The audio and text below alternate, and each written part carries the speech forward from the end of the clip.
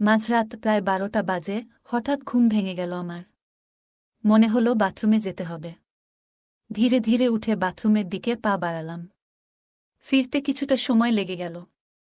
ঘরে ফিরে দেখি আন্টি বিছানায় শুয়ে আছেন, তবে উল্টো দিকে মুখ করে। ঘরের মৃদু আলোয় চারপাশটা বেশ শান্ত মনে হচ্ছিল, যা আন্টির সিল্কের নাইটির আলোয় ঝলমল করছিল, যা তাকে আরও সুন্দর করে তুলছিল।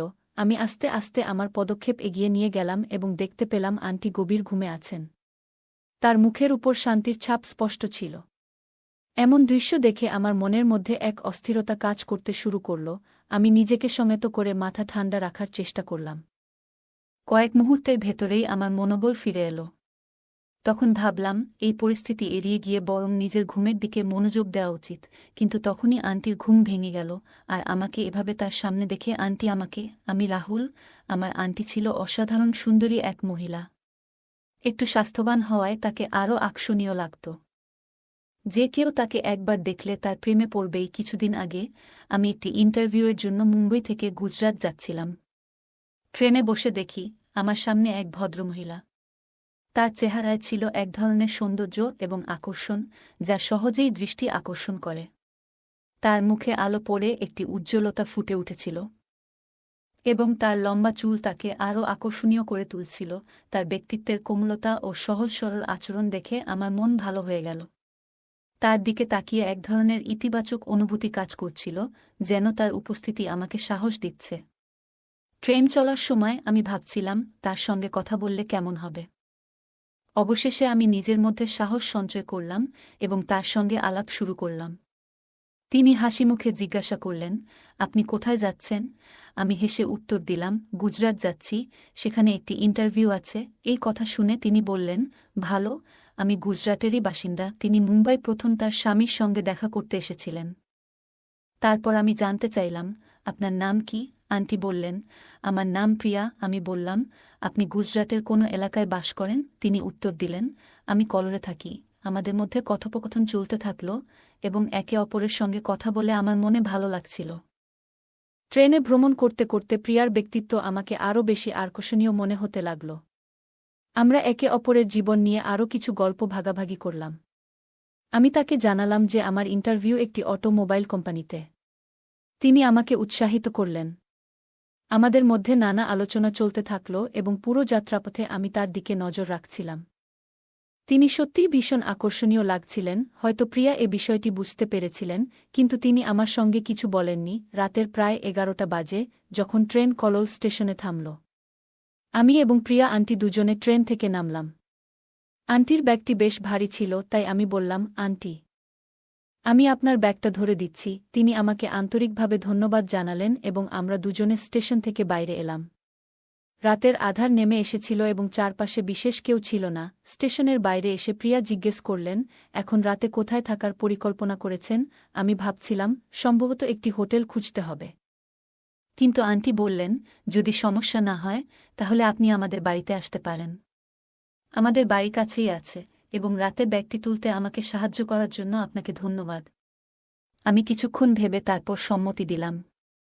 রাত হয়ে গেছে এবং হোটেল খুঁজে বের করার চেয়ে আন্টির বাড়িতে যাওয়াই আমার জন্য ভালো মনে হল, কারণ ট্রেনে আন্টির সাথে কথা বলে অনেকটাই ফ্রি হয়েছিলাম।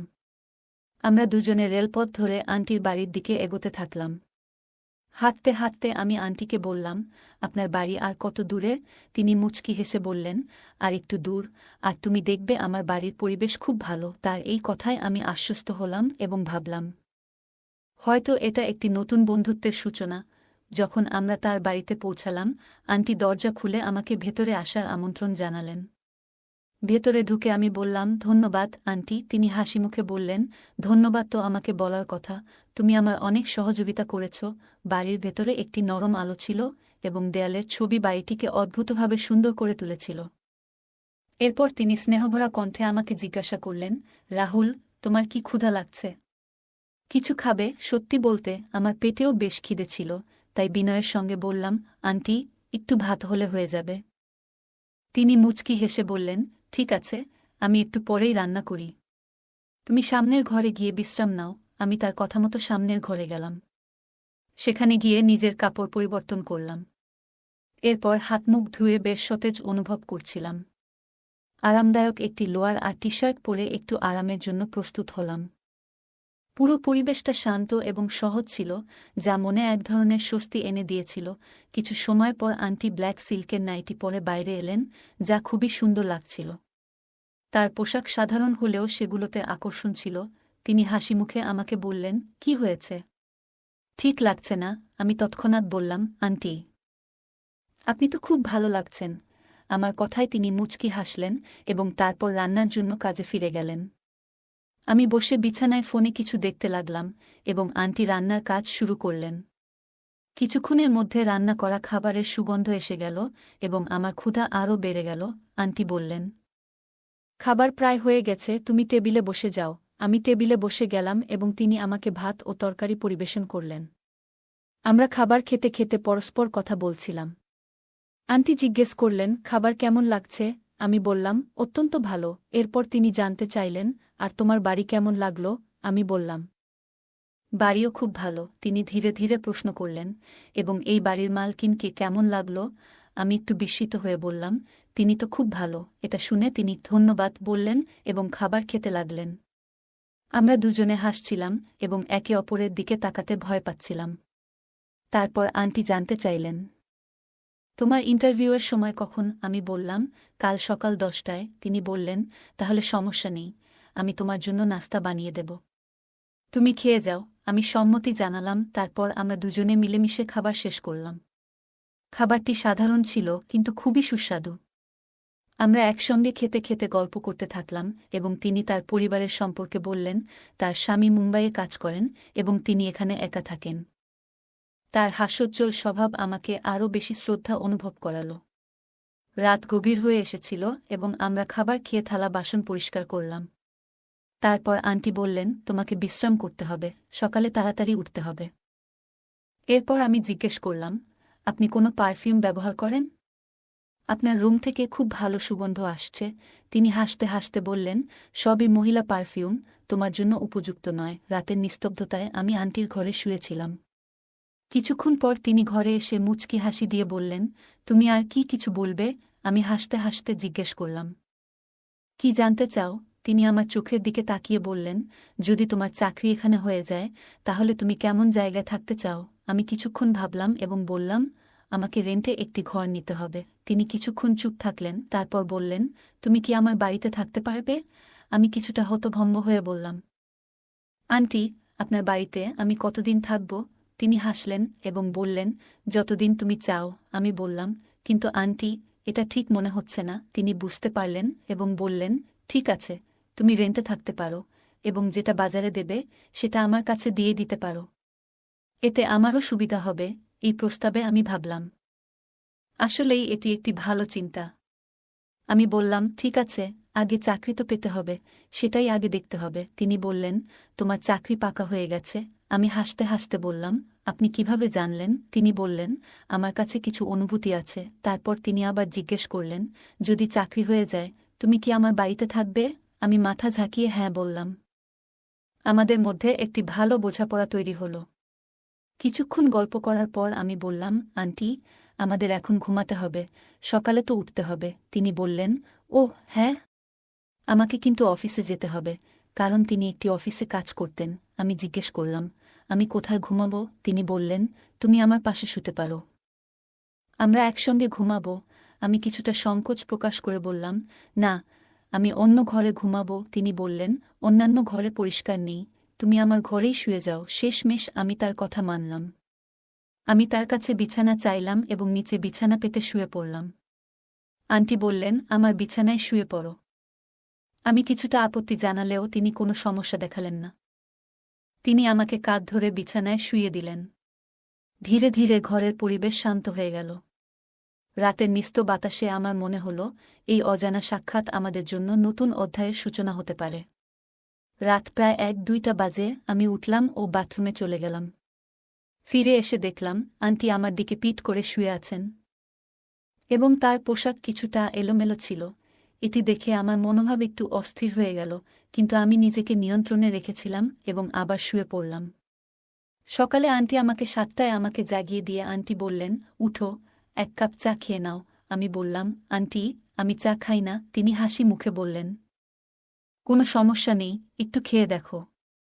আমি তোমার জন্য ভালোবাসা নিয়ে বানিয়েছি। আমি আন্টির দিকে তাকালাম, তার চোখে এক আশ্চর্য দৃশ্যে কথা বলার ধরন পরিবর্তিত হয়েছে। তার এখন প্রতিটি কথায় অন্য অর্থ খুঁজে পাচ্ছিলাম, কিন্তু আমি নিজের অজান্তেই সবকিছুকে ইগনোর করে যাচ্ছিলাম। প্রস্তুত হয়ে যাওয়ার সময় তিনি বললেন, ইন্টারভিউয়ের পরে আমার সাথে দেখা করতে এসো এবং জানিয়ে দিও তোমার কাজের খবর। আমি হোক বলে বেরিয়ে গেলাম।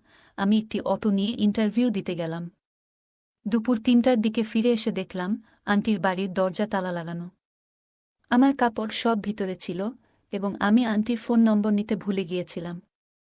তাই আমি আন্টির আসার জন্য অপেক্ষা করতে লাগলাম। সন্ধ্যা ৫টার দিকে আন্টি এলেন এবং তার পোশাক ছিল সত্যিই সুন্দর। তিনি এসে বললেন, ও হায়, আমি তো ভুলে গিয়েছিলাম, তুমি তো আমার অপেক্ষায় ছিলে। দ্রুত দরজা খুলে আমাকে ভেতরে আসতে বললেন। তারপর বললেন, তুমিও একটু দাঁড়াও, আমি কাপড় পরিবর্তন করে আসি। তিনি একটি আরামদায়ক লোয়ার এবং একটি শর্ট টি শার্ট পরে বেরিয়ে এলেন। তারপর তিনি জিজ্ঞেস করলেন, তো এখন বলো কি ঘটেছে। আমি বললাম, আমার তো বাড়ি যেতে হবে। এটি শুনে আন্টি একটু খারাপ লাগলো এবং বললেন, কি হয়েছে? ইন্টারভিউ তো ভালো হয়নি। কাজ পাওনি? কিভাবে সম্ভব? এবার মনে হচ্ছিল যেন আন্টি সত্যিই হতাশ হয়েছেন। আমি উত্তর দিলাম, এমন কিছু নয়। আমার চাকরি হয়ে গেছে এবং আমাকে ৩ দিন পরে যোগদান করতে হবে। আন্টি খুশি হয়ে জানতে চাইলেন, তাহলে তুমি বাড়িতে যাচ্ছ কেন? তার প্রশ্নের মধ্যে বুঝতে পারছিলাম আমার চলে যাওয়া আন্টির জন্য কিছুটা দুশ্চিন্তার সৃষ্টি করেছে। আমি বললাম, আমার কাছে তেমন কাপড় নেই, আমাকে পরিবারের সঙ্গে দেখা করতে যেতে হবে। আমি বললাম, আমি কিছু কাপড়ও নিয়ে আসব ও কিছু জরুরি জিনিসও আনব। এর উপর আন্টি আশাবাদী চোখে প্রশ্ন করলেন, তুমি ফিরে তো আসবে? তার চোখে এমন একটি ভাব ছিল যেন আমার চলে যাওয়ায় আন্টির মন ভালো নেই। আমি উত্তর দিলাম, আন্টি, আমি নিশ্চিত আসব। এটাতে আন্টি কিছুটা খুশি হয়ে বললেন, তুমি কখন যাচ্ছ? ট্রেন কখন? আমি বললাম, কাল সকালে। রাতে সুযোগ ছিল না। এটি শুনে আন্টি অনেক আনন্দিত হলেন এবং বললেন, ঠিক আছে, তাহলে আজ তোমার জন্য রুমের সাজসজ্জা করি এবং সন্ধ্যায় পার্টি হবে। আমি জিজ্ঞেস করলাম, পার্টি কিসের জন্য? আন্টি বললেন, অবশ্যই তোমার চাকরির জন্য। আমি বললাম, কিন্তু আমার কাছে খুব বেশি টাকা নেই। তখন আন্টি বলেন, কোনো সমস্যা নেই, পার্টি আমি দেব। তুমি স্যালারি পেলে ফিরিয়ে দিও। এরপর আমরা একসাথে খেয়ে ও রুমের কাজ শুরু করলাম। কাজ করতে করতে সন্ধ্যা হয়ে গেল। তারপর আন্টি জিজ্ঞেস করলেন, তুমি বাড়িতে খাবা নাকি বাইরেও? আমি বললাম, বাড়িতেই খাবো। আন্টি আবার জিজ্ঞেস করলেন, আর পানীয়? আমি কিছুটা চমকে বললাম, কি বলতে চাচ্ছেন? তিনি হেসে বললেন, তুমি কি ড্রিঙ্ক করো না? আমি বললাম, করেছি। তবে তিনি কথা শেষ করতে না দিয়ে বললেন, তাহলে সিদ্ধান্ত হয়ে গেছে। তুমি বাইরে থেকে কিছু এনে দাও, আমি কিছু খাবার প্রস্তুত করব। তিনি ২,০০০ টাকা দিয়ে বললেন, একটি লিকারের বোতল, কিছু ফল এবং শুকনো ফল আনতে পারো। আর হ্যাঁ, সিগারেটের একটি প্যাকেটও নিয়ে এসো। আমি দোকানে গেলাম বোতল কিনতে এবং দেখলাম একটি বোতল ৯৭০ টাকা।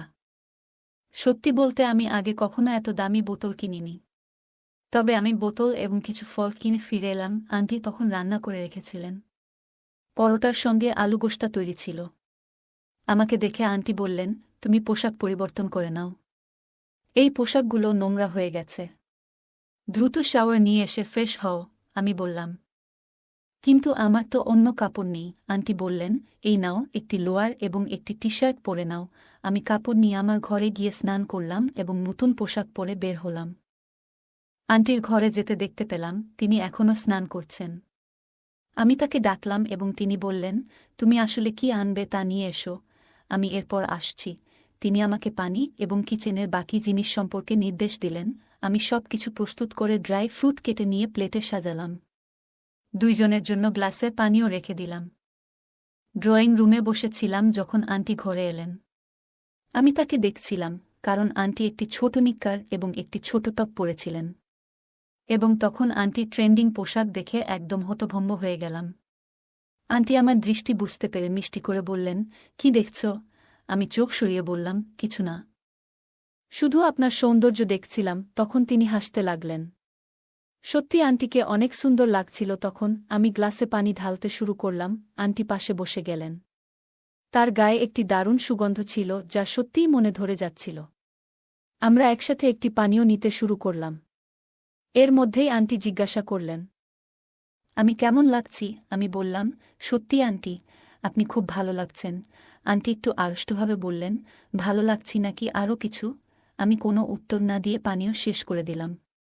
আবার নতুন একটি পানীয় তৈরি করতে বোতল তুলে নিলাম। তখন আন্টি বললেন, আরে এত তাড়াতাড়ি কেন?